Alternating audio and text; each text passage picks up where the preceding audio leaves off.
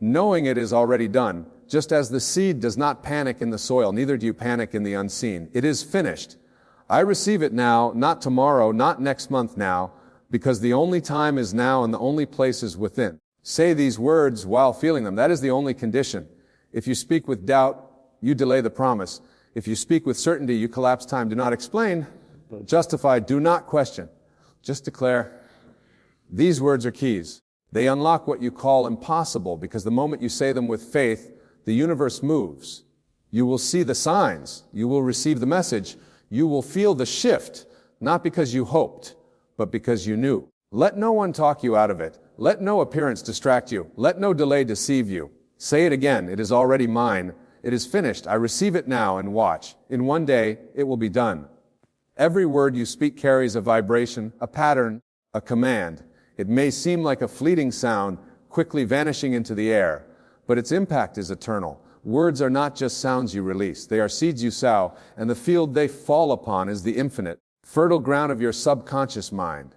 When you speak, you are not merely communicating with others. You are instructing reality. Each word holds within it the blueprint of an outcome. The moment it is spoken with belief, it is planted in the unseen and begins its silent, inevitable growth. Now consider this. If you speak with frustration, with defeat, with fear, those words do not simply express how you feel. They begin to form the world you will soon inhabit. You are not reporting your experience. You are predicting it. You are not describing the world. You are creating it. Just as a seed contains a tree and potential, so too does a word contain a reality and potential. Say, I am always broke, and that is the crop that will rise in your life. Say, nothing ever works out for me, and watch life bring forth every event needed to confirm your declaration. Not because life is cruel, but because it is obedient, because the subconscious mind does not judge what you plant. It simply brings it to life. If you were to shift, if you were to begin to speak, not from the echo of your past, but from the vision of your desire, everything would change. A new harvest would begin. Speak words of love, and love begins to return. Speak words of abundance, and abundance takes root. Speak words of peace, and your world bends toward calm. There's no magic. This is law, and it is always working, whether you are aware of it or not. You are always planting. The question is, what are you planting? You may walk through the garden of your life today and see disappointment, lack, and confusion. But understand this. Those are yesterday's seeds made visible. Do not curse the garden for producing what you unknowingly planted. Instead, bless it for revealing what was hidden, and begin again, this time with intention. When a farmer sows seed, he does not do so randomly. He selects the seed carefully, knowing that what he puts in the ground will determine what comes out. He tends the soil, waters it daily, and protects it from harm. He never doubts that the seed will grow. He does not dig it up to check. He trusts the process. He knows the harvest must come because he has planted in faith. So must you treat your words. Choose them with care, speak them with conviction, repeat them with joy, and protect them from the weeds of doubt and fear. Every time you say, I am powerful, you water a seed of strength. Every time you say, I am blessed, you nourish a future filled with divine alignment. Every time you say, things always work in my favor, you are laying the bricks of a reality that must rise to match your declaration. It does not matter what the outer world looks like. The soil does not care if the sun is shining or the clouds are overhead. The soil only responds to what has been planted, so too does your life respond to what you consistently say. Speak as if your words are sacred tools, because they are. Speak as though the universe is listening, because it is. Speak not from your history, but from your vision, because the past cannot produce anything new, but your words can. You are the field, your life is the field, and your words are the seeds. Be intentional, be aware, and most of all, believe. Because once spoken with faith, your words must become flesh. There is a secret embedded in creation, one that the world often overlooks. Words alone are not enough. Words are the seed, but feeling is the fertile soil in which the seed must fall. Without feeling, your words are like seeds thrown on concrete. They may be powerful in potential, but they cannot take root. They cannot grow. They cannot become. To speak without emotion is to recite, to repeat, to echo, but not to create. The true creative power lies not just in what you say, but in how deeply you feel it as true. You must embody the energy of your words. You must live inside them emotionally before you ever see them physically. The universe does not respond to empty phrases. It responds to the energy behind those phrases. When you declare, I am wealthy but feel poor, the energy contradicts the language. When you say, I am loved but feel lonely, your subconscious is confused, divided, and it is the feeling that always wins. The subconscious does not respond to surface words. It responds to your inner state. That is the language of the infinite. When you speak as if something is already done and you feel the joy, the relief, the gratitude of that truth, something shifts. The outer world may not yet reflect the change, but inside you, a seed has been planted in rich living soil, and that feeling, that inner movement, is the sign that manifestation is already underway. It is not about pretending. It is about assuming. You assume the state of the wish fulfilled. You speak not from hope or desire, but from fulfillment. You say thank you, not because you are wishing to receive, but because you know you already have. Gratitude is the feeling of having, and the moment you truly feel you have, you activate the law of creation. This is why some people repeat affirmations for months with no result. They say the right words, but feel lack. They speak about abundance, but carry fear. They affirm love, but feel unworthy. And so the words remain lifeless like seeds stored in a drawer, never touching the soil of belief. But when you begin to speak with emotion, when your voice carries the vibration of truth, your words are no longer weak. They become alive. They move mountains. They dissolve resistance. They begin attracting to you the people, situations, and events that match the feeling you now embody. This is why conviction matters. Conviction is not loudness or force. It is inner certainty. When you declare something with a knowing that it already is, life must rearrange itself to reflect that knowing. What you feel deeply and consistently becomes impressed upon the subconscious mind, and the subconscious governs everything. It does not argue. It does not reason. It accepts. So if you wish to change your life, change how you feel when you speak. Don't just say, I am healthy. Feel the strength in your body as you say it.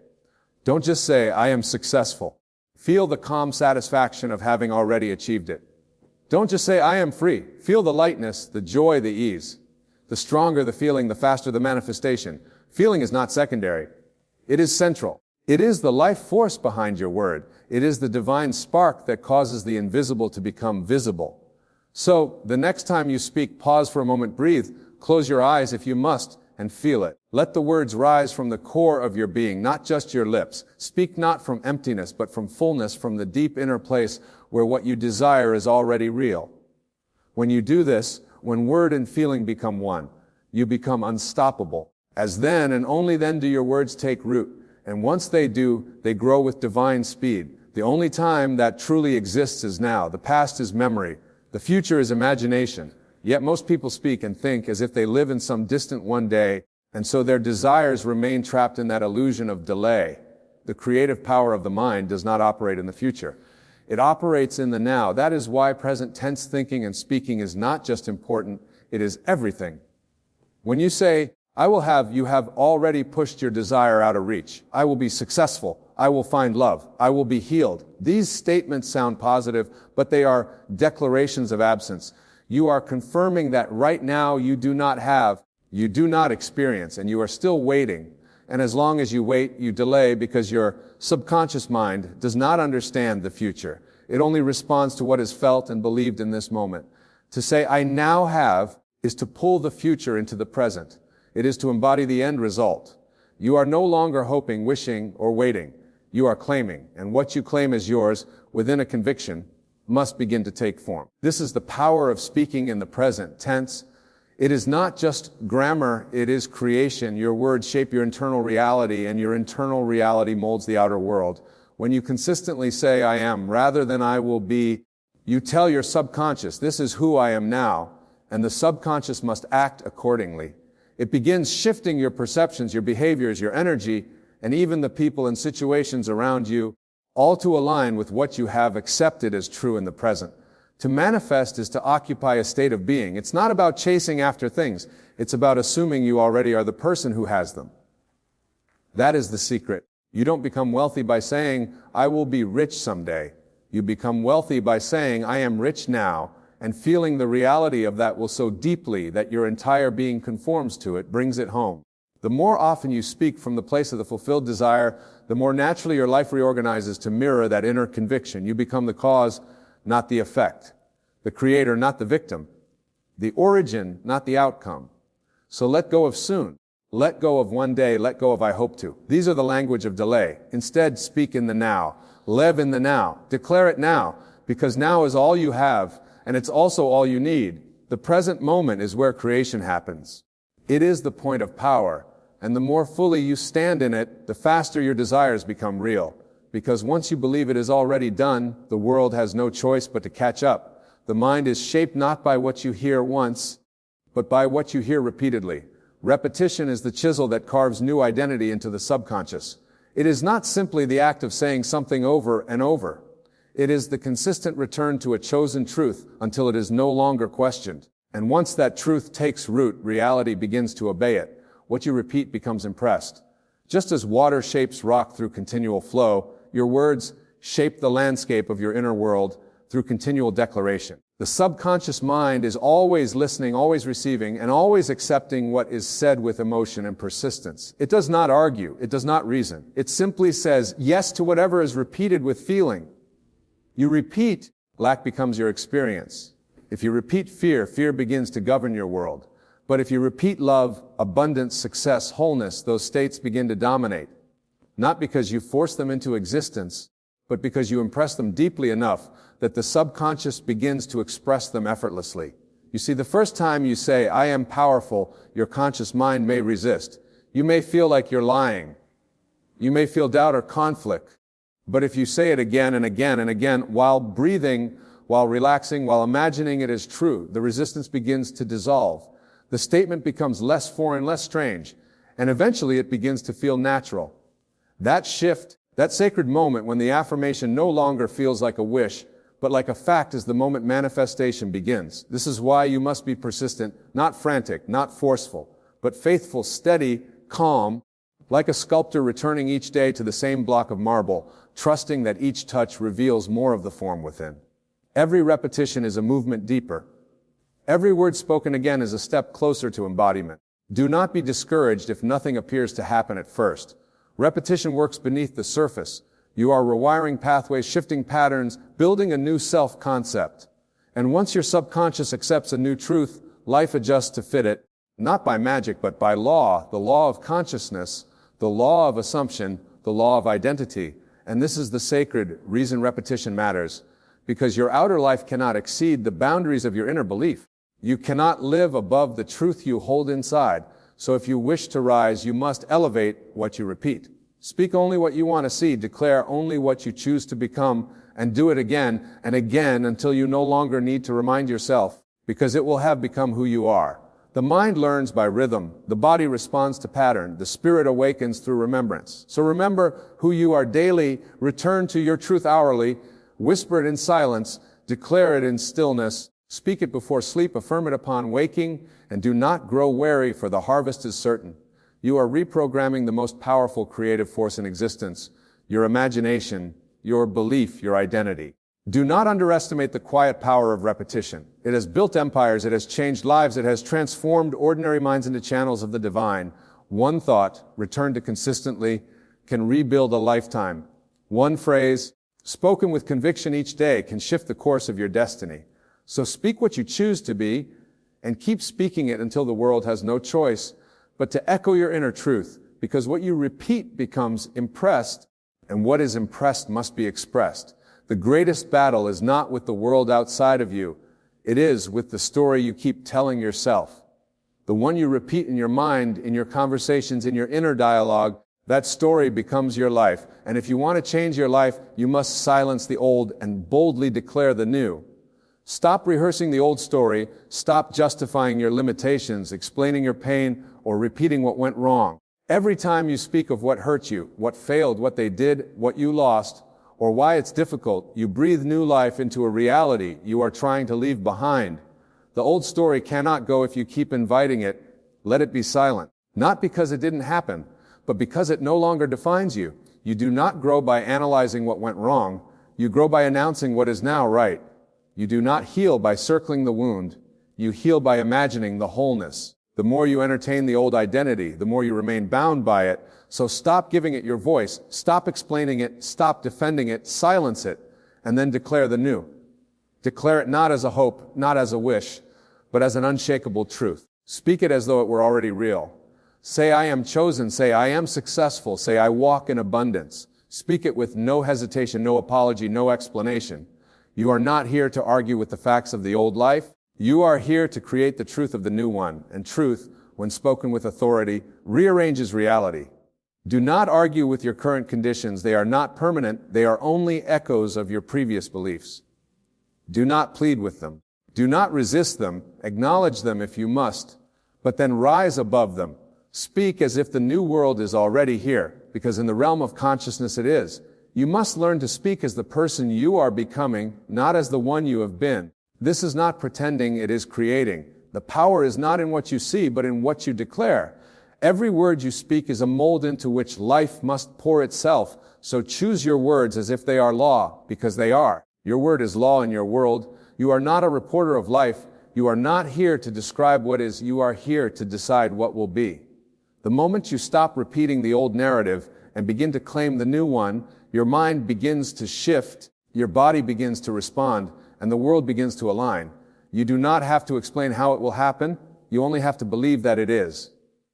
Your authority comes from your imagination. Your power lies in your ability to feel the unseen and speak it as reality. This is how mountains move. This is how timelines shift. This is how the impossible becomes the inevitable. So silence the old, let it fall away without a fight. You owe no loyalty to the version of yourself that was surviving. You are not here to maintain the familiar. You are here to manifest the divine. Declare what is true for you now. Declare it daily. Declare it boldly. Declare it until the world forgets the old you ever existed. There is only one voice that must be heard, yours. The voice that does not tremble, that does not beg, that does not delay. The voice that commands, that claims, that creates. That voice is yours, and when you speak the new story, when you hold it like a sword in the face of doubt, when you refuse to retreat into what was, everything begins to change. Not someday, but now, because nothing is more powerful than a mind that has decided. The old is over, and the new is already here. There are words that do more than inspire, words that do more than comfort. There are words that carry creative authority, powerful phrases that, when spoken with certainty, reconfigure the unseen world to reflect your inner command. These are not idle affirmations. They are not mere hopeful phrases. They are spiritual decrees spoken not to beg, but to create. When you speak these words with belief, with presence, with the full weight of your inner conviction, they do not float aimlessly into the void. They land, they take root, and they go to work, unseen, rearranging the conditions of your life in silence and in speed. These words act like spiritual blueprints. What you declare with authority, the invisible world begins to build. You must understand that the universe does not respond to your pleas. It responds to your assumptions. It does not obey fear or indecision. It obeys inner authority. That authority is not granted by anyone outside of you. It comes from within, and it is activated through your voice, through what you say and how you say it. There are phrases that ignite change immediately when spoken with faith, phrases like, "It is done." "I now have." "I am." These are not simple statements. They are doorways. Each time you speak them with feeling, you step into a new identity. And when your identity shifts, everything around you must follow. The world always mirrors the state you live from, not the one you wish for, but the one you claim. When you say, "It is done," you are not hoping. It will be done.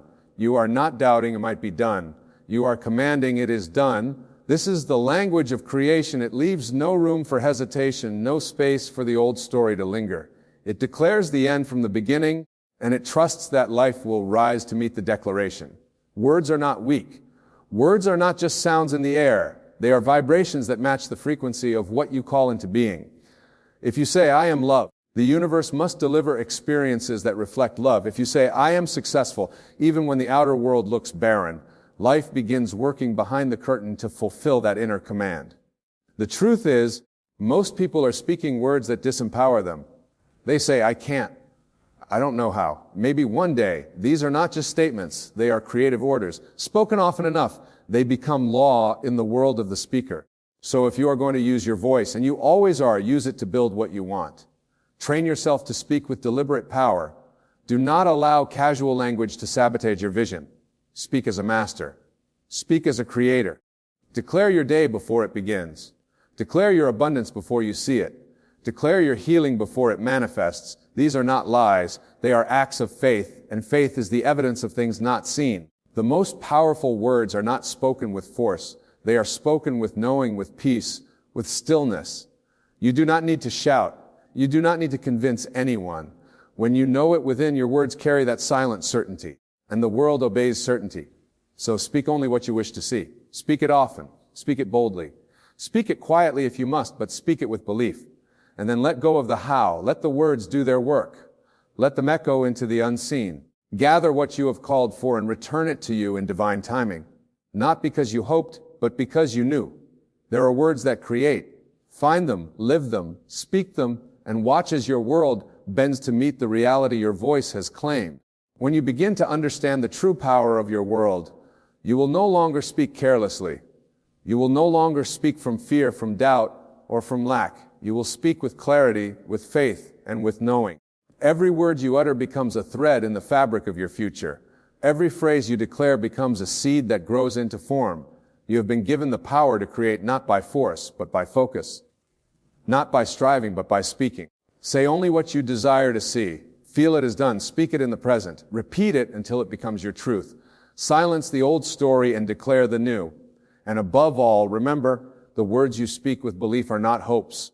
They are laws to the unseen. Now go. Speak as the one who knows it is already theirs, because it is. Thank you. What does it mean to focus on yourself? Most people misunderstand this entirely. They believe it means to look at their flaws, to analyze their shortcomings, to dwell on their problems. But I tell you, this is not focusing on yourself at all. This is focusing on what you believe yourself to be, which is an illusion created by past experiences and limited thinking. To truly focus on yourself means to focus on the God within you. Know ye not that ye are the temple of God, and that the Spirit of God dwelleth in you. The real you is not this body, not this personality with its likes and dislikes, not this collection of memories and habits. The real you is the God presence animating your being. The real you is infinite consciousness having a human experience. When I tell you to focus on yourself, I am telling you to focus on this divine presence within you. I am telling you to recognize that you are not a man or woman seeking spiritual attainment. You are the Spirit itself seeking expression through the vehicle of your humanity. Let me share with you a simple story. A man came to me once deeply troubled about his financial situation. He had tried everything, working harder, investing wisely, seeking better opportunities, yet he remained in lack. I asked him a simple question: who are you? He began to tell me about his profession, his family background, his education. I stopped him and said, those are things you do and roles you play. I asked who you are. After a moment of confusion, I explained to him that he was approaching his problem from the limited identity he had accepted for himself. He was trying to change his financial situation while maintaining the consciousness of someone who lacks. I told him, instead of focusing on getting more money, focus on being the person who already has abundance, for it is a law that no one can receive what he does not already have in consciousness. Now, how do you focus on the God within? Through the most powerful words in existence, I am. Whatever follows these two words shapes your reality. Most people use these words unconsciously, saying, I am tired, I am broke, I am unlucky, not realizing they are setting these conditions into motion. To focus on yourself truly means to be vigilant about what you attach to your I am. For your I am is your consciousness, and your consciousness creates your reality. This is not positive thinking or affirmations. This is the revelation of your true nature and the conscious use of the creative power that you already possess. When you say I am, you are proclaiming the presence of God. For this is the name God revealed to Moses from the burning bush. I am that I am. You cannot separate yourself from God, for your awareness of being your consciousness is God in action. Therefore, to focus on yourself means to focus on controlling what follows I am in your mind and speech. It means to be aware of the state of consciousness you are occupying moment by moment. Are you dwelling in a state of lack or a state of abundance, a state of illness or a state of health, a state of loneliness or a state of love? Whatever state you occupy, that is what you are calling forth into manifestation. Now let us discuss what it means to shift your energy. Many teach that you must push against negative energy, fight it, overcome it. I tell you that what you resist persists. You cannot fight darkness. With darkness, you can only illuminate it with light. To shift your energy means to shift your state of consciousness. It means to move from one state to another. And how do you do this? Not by force, not by willpower, not by positive thinking. You do it through the wonderful human faculty of imagination. Your imagination is the gateway between the visible and the invisible, between the world of effects and the world of causes. Through your imagination, you can enter any state whatsoever. And once you enter a state and dwell there, it must objectify itself in your outer experience. This is law. Let me tell you a simple technique. When you find yourself in an undesirable state, perhaps feeling anxious or angry or lacking first, you become aware of it. Do not judge it or fight it. Simply observe, I am currently dwelling in a state of anxiety. Then close your eyes and ask yourself, what would it feel like if I were calm and centered? Do not answer intellectually, feel it. How would your breathing change? How would your posture shift? How would the muscles in your face relax? As you begin to feel these sensations, you are shifting your energy. You are moving from one state to another. And as you persist in this new state, the outer world must reorganize itself to match your inner reality. A young woman once told me she had been seeking love for years without success. Every relationship ended in disappointment. I asked her to describe how she felt about herself. She revealed that deep down she felt unworthy of true love. I told her that she could go on 1,000 days, but as long as she dwelled in the state of unworthiness, she would attract experiences that confirm this belief. Instead, I suggested she shift her energy by imagining every night before sleep how it would feel to be deeply loved and cherished. Not visualizing a specific person, but feeling the state of being loved. Within 2 months, she met someone who treated her with the very love and respect she had been imagining. Her outer world rearranged itself to match her new inner state. There is a state I wish to discuss with you that is essential to mastering the art of focusing on yourself and shifting your energy. In Scripture, it is called the Sabbath. Most interpret this the day of the week, but I tell you the Sabbath is a state of consciousness. To enter the Sabbath means to rest from your labors. It means to stop trying to make things happen and instead dwell in the consciousness that it is already done. When God completed creation, He rested not because He was tired, but because the work was finished. There was nothing more to do. When you truly focus on yourself, on the God presence within you, and shift your energy to a desired state, you must then enter the Sabbath. You must rest in the absolute conviction that what you have embodied in consciousness is now a done deal in the invisible realm.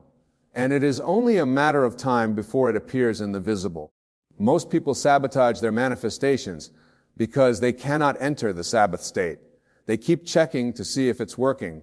They keep trying to make it happen. They keep looking at the absence of their desire in the outer world and then falling back into the old state of consciousness.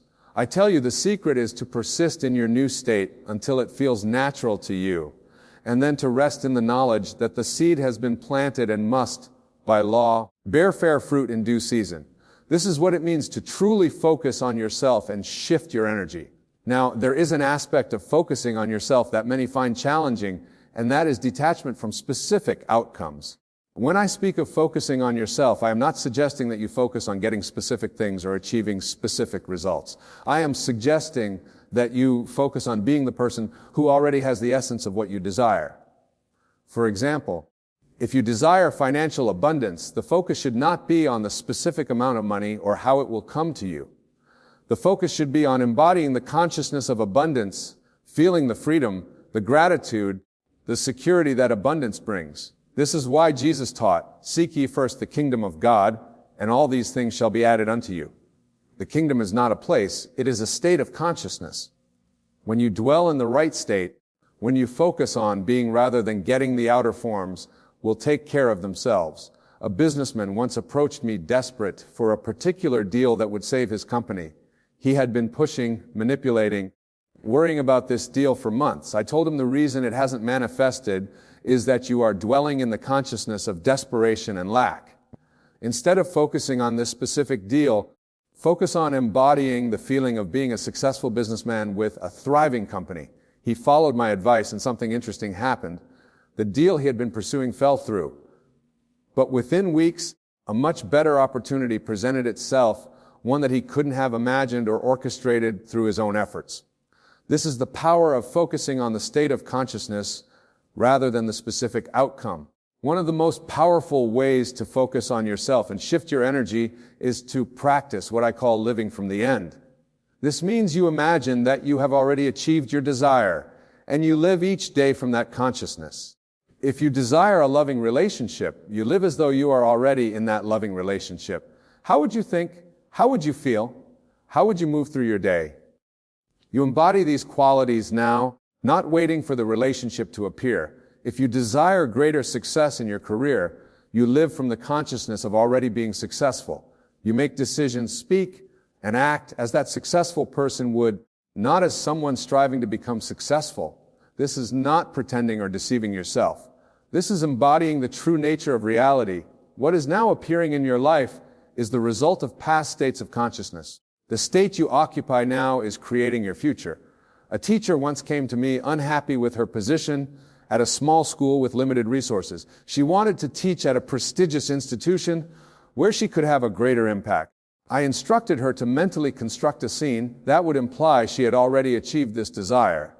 She imagined herself in a faculty meeting at her ideal school, hearing a colleague address her by name and congratulate her on her innovative teaching methods.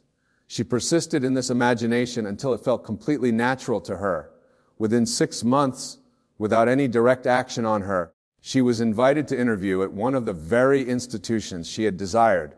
The hiring committee told her they had heard about her innovative methods from a mutual colleague. Her inner experience had preceded and created the outer reality.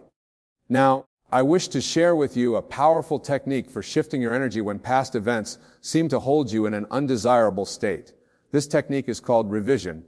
Most people believe that the past is fixed and unchangeable, but I tell you that what you call the past exists only in your consciousness. It has no reality outside of your memory of it, and since it exists in your consciousness, it can be altered. Revision is not denying what happened in the physical world. It is changing your memory and interpretation of the event, which changes its effect on your present consciousness. For instance, if you had a difficult confrontation with someone that left you feeling angry or hurt, you can revise it.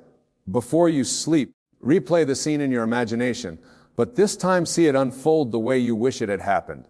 Feel the understanding, the harmony, the resolution that you desire.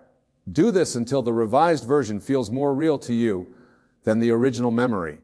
What this does is shift your energy from a state of resentment or pain to a state of peace. And since your outer world reflects your inner state, this revised inner experience will create new outer experiences that match it. A client of mine had a strained relationship with his father based on years of perceived criticism and emotional distance. I taught him the revision technique, and he began to revise their interactions each night. In his imagination, he heard his father expressing pride in him, felt the warmth of his father's embrace, experienced the ease of their communication. Within weeks, he noticed subtle changes in their actual interactions. His father seemed less critical, more open. My client realized that by changing his own perception and expectation, by shifting his energy, he had created space for a new relationship to emerge. The past hadn't changed in fact, but it had changed in effect, which is all that matters. The foundation of focusing on yourself and shifting your energy is what I call the law of assumption. This law states that if you assume you are what you want to be and continue in that assumption will harden into fact. This is not wishful thinking. This is not pretending. This is understanding that consciousness is the only reality, and whatever stage you occupy in consciousness must objectify itself in your experience. When you truly grasp this law, you realize that there is nothing to change in the outer world. All change must begin within your own consciousness, as within, so without, as above, so below. I had a student who had struggled with poverty consciousness her entire life. Despite having a good education and various opportunities, she constantly worried about money, felt guilty about spending, and believed deep down that financial security was for others, not for her. I taught her to assume the state of financial abundance, not by changing her actions first, but by changing her consciousness. She began to feel the relief, the ease, the gratitude that comes with having more than enough. She embodied this state faithfully, despite no immediate evidence in her outer world. Within 6 months, her financial situation transformed dramatically. An unexpected promotion, an inheritance she knew nothing about, and opportunities to earn additional income all flowed into her life. But more importantly, her relationship with money changed. She no longer lived in fear of lack. She had shifted her energy through the law of assumption, and her world reflected this new state. As we deepen our understanding of focusing on yourself, we must address the fundamental question: who do you believe yourself to be? For your self-concept, your concept of self determines everything in your experience. Most people derive their self-concept from their past experiences, their environment, the opinions of others. But I tell you, your true self-concept should come from within, from your imagination, from your choice of who you want to be. Your self-concept is made up of all the assumptions you hold about yourself. I am intelligent. I am creative. I am loving. I am worthy. These are not affirmations. They are states of consciousness that you can choose to occupy. When you focus on yourself, the true self, not the personality you are focusing on, consciously choosing and embodying the self-concept that serves your highest expression. A young actor came to me frustrated by his inability to land significant roles. He had talent and training, but continued to receive rejections. In our conversation, I discovered that he saw himself as an aspiring actor, someone trying to break in, a person who needs to prove himself. I explained that as long as this was his self-concept, this would be his experience. Instead, I suggested he revise his self-concept to: I am a talented actor in demand. I am someone directors are eager to work with. I am recognized for my unique abilities. He began to embody this new self-concept, not just in auditions, but in every aspect of his life. He walked, spoke, made decisions as this new version of himself. Within several months, his career took a dramatic turn. The roles he was offered changed in quality. The way industry professionals treated him shifted. He had focused on himself, on being the person he desired to be in consciousness, and his outer world rearranged itself accordingly. When you truly understand how to focus on yourself and shift your energy, you begin to operate beyond the limitations of time and space, because consciousness is not bound by physical laws, and consciousness is the only reality. This means that what seems impossible in a three-dimensional world becomes possible in the fourth dimension of consciousness. Distances collapse, time accelerates or slows according to your state, and seeming miracles become natural occurrences. I recall a woman who came to me desperately wanting to reunite with her son, from whom she had been estranged for years. He lived across the country and had explicitly told her he wanted no contact. The situation seemed hopeless from logical perspective. I instructed her to shift her consciousness to a state where reconciliation had already occurred. Each night, she would imagine receiving a phone call from her son, hearing his voice expressing love and a desire to rebuild their relationship. She would feel the joy, the relief, the gratitude of this restoration. After faithfully embodying this state for several weeks, something remarkable happened. Her son, with no outward prompting, had a sudden change of heart. He called her on his own initiative, just as he had imagined expressing a desire to heal their relationship. What could not be accomplished through external effort was effortlessly achieved through a shift in consciousness. This is the true meaning of Jesus' teaching. With men, this is impossible, but with God, all things are possible. God, your own wonderful human imagination, functioning from the depth of your consciousness, knows no limitations. As we explore the art of shifting your energy, we must emphasize the absolute importance of feeling, for it is not your thoughts that create your reality. It is the feeling associated with those thoughts. You can repeat affirmations all day long, but if they are not accompanied by the feeling of their fulfillment, they remain empty words. You can visualize desired outcomes in great detail, but if you cannot feel their reality, they remain distant pictures. Feeling is the secret. Feeling is the creative power. When I speak of shifting your energy, I am speaking primarily of shifting your feeling tone, your emotional state. How do you cultivate the feeling of your wish fulfilled? By using your imagination to construct a scene that implies the fulfillment of your desire, and then stepping into that scene so completely that it provokes the theories you would experience if your desire were already a fact. A physician struggling with burnout came to me seeking a more balanced life. He intellectually knew what he wanted: more time with family, less stress, a more sustainable practice, but he couldn't break free from his schedule and constant exhaustion. I asked him, if you were living that balanced life now, what would be the feeling that would permeate your days? He thought for a moment and said, peace. I would feel peaceful. His assignment was not to change his external circumstances immediately, but to cultivate the feeling of peace, regardless of his outer conditions, to enter the state of peace through his imagination multiple times throughout the day. As he faithfully practiced this, he reported something interesting. Ideas began to come to him, ways to restructure his practice, conversations he needed to have, boundaries he needed to set. But these ideas didn't come from stress or desperation. They emerged naturally from his new state of peace. Within 3 months, the structure of his work had transformed, and the balanced life he had imagined was now his daily reality. This is how true change occurs, not by manipulating externals, but by shifting your feeling state, which then naturally reorganizes the externals to match it. Now, I want to speak to you about the value of focusing on yourself in terms that you might not have considered before. In the scriptures, there is a parable about a merchant seeking fine pearls. When he found one pearl of great price, went and sold all that he had, bought it. This pearl of great price is the discovery of your own consciousness as the creative power in your life. Most people spend their entire lives seeking outside themselves for the causes of their experiences, blaming circumstances, other people, faith, luck, or God for what happens to them. But when you discover that your own consciousness, your own focus and energy is creating everything you experience, you have found the pearl of great price, and it is worth relinquishing all external seeking to possess this one great truth. When you truly focus on yourself, you are focusing on the only creative power in your universe. When you shift your energy, you are shifting the very substance from which your reality is formed. A gentleman who had attended my lectures for years approached me after experiencing a profound breakthrough. He said, "For decades, I've been reading spiritual books, attending workshops, following teachers, always looking for the key to transformation. Now I realize I've been looking in the wrong direction.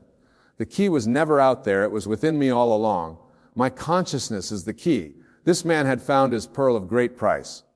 And from that realization, he began to consciously create his life rather than react to it. He focused on himself, not in an egotistical way, but in recognition that the kingdom of heaven is within and his entire experience of life transformed. As you embark on this journey of focusing on yourself and shifting your energy, you must understand that there will be a pruning process. Jesus said, "Every branch in me that bears not fruit, he take it away. And every branch that bears fruit, he purges it that it may bring forth more fruit." This means that as you shift to higher states of consciousness, certain elements of your old life may fall away. Relationships that were based on your old state may dissolve. Circumstances that matched your old energy may change or disappear. Habits and patterns that were expressions of your former consciousness may be purged. This pruning is not punishment, it is preparation for greater expression. Just as a gardener prunes a tree not to harm it, but to direct its energy toward more fruitful growth, so too are the elements of your life rearranged as you shift your consciousness. Do not resist this pruning. Do not cling to the old out of fear or familiarity. Trust that what falls away is making room for the new expressions that will match your new state of being. I remember a successful corporate executive who began to shift her consciousness toward greater authenticity and creative expression. As she embodied this new state, she found herself increasingly uncomfortable in her high-paying but unfulfilling role. Eventually, she made the decision to leave her position despite having no clear alternative lined up. Many thought she had lost her mind, but she understood that she was experiencing the necessary pruning that accompanied her shift in consciousness. Within 6 months, she had established her own consultancy doing work that deeply fulfilled her creative needs, and she was earning more than her corporate role. The old had to be pruned away to make room for the new expression of her shifted energy. I want you to consider your consciousness as a symphony. Each thought, each feeling, each state you occupy is like a note in the symphony. When you focus on yourself and consciously shift your energy, you are essentially becoming the conductor of this symphony rather than a passive listener. Most people allow their mental symphony to play chaotically notes of worry, hope, fear, occasional joy, frequent anxiety, and sporadic peace all jumbled together. The result is a discordant experience of reality, but when you take control as the conductor, you can create harmony. You can emphasize certain notes, notes of love, abundance, health, peace, and diminish others. You can establish rhythms and patterns that produce a beautiful life experience. This is not about suppressing negative thoughts or pretending difficulties don't exist. It is about consciously choosing which states of consciousness you will dwell in, which you will give life to through your attention and feeling. I worked with an artist who complained of creative blocks and inconsistent inspiration. When we explored his mental patterns, we discovered that his consciousness was a chaotic mix of self-doubt, occasional confidence, fear of judgment, moments of creative freedom, worry about finances, and brief periods of artistic flow, I taught him to become the conductor of his consciousness, to deliberately enter and sustain the state of creative flow, to give more attention and energy to the notes of confidence and inspiration. As he practiced this, his creative expression became more consistent, more powerful, and interestingly, more financially rewarding.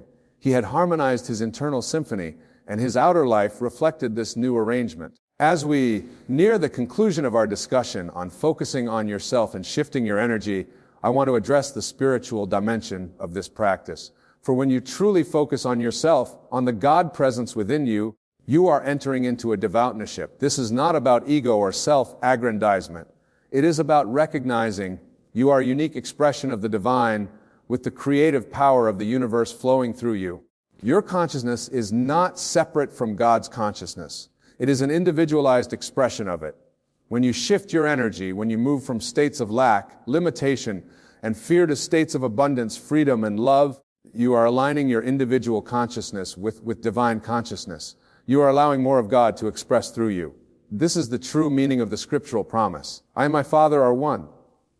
You, I am, and the great I am are one and the same. The difference is not in kind, but in degree of expression. I recall a minister who struggled with this concept. Initially, he had been taught that focusing on himself was selfish, that to be spiritual meant to focus only on God and others. But through our discussions, he came to understand that he could not truly serve God or others unless he first recognized and embodied the divine presence within himself. As he began to focus on this inner divinity and shift his energy accordingly, his ministry transformed. His sermons became more powerful, his counsel more effective, his presence more healing. He wasn't focusing on himself in an egotistical sense. He was focusing on himself as a divine expression, a channel through which greater good could flow. This is the invitation extended to each of you to recognize the divinity within you and to consciously partner with it through your focus and energy. This is how you fulfill your highest purpose and contribute your greatest gift to the world. As we bring our exploration to a close, I want to offer you a practical approach to focusing on yourself and shifting your energy in your daily life. I call this the practice of presence. Presence means being fully aware in the present moment, conscious of your state, attentive to the feeling tone you are emanating.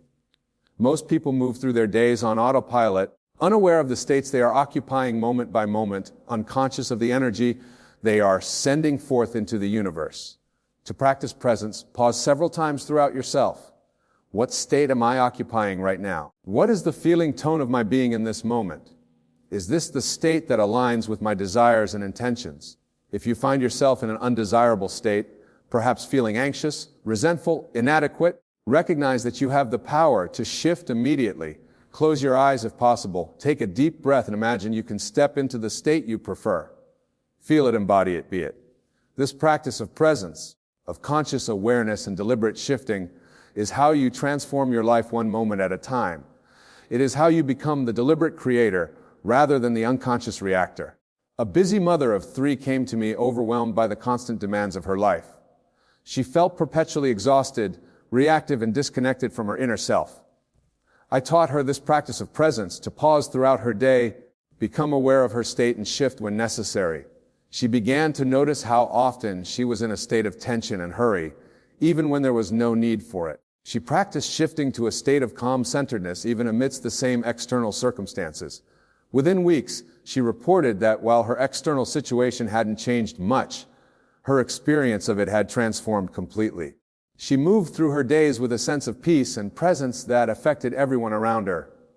Her children became calmer, her relationship with her spouse improved, and she found moments of joy in the very same activities that had previously drained her. This is the power of focusing on yourself and shifting your energy. It transforms not only your own experience, but the experience of everyone in your sphere of influence. My dear friends, what I have shared with you tonight is not new. It is the eternal truth that has been taught by the great spiritual masters throughout history, though often hidden in parable and symbol. Jesus said, "The kingdom of God is within you."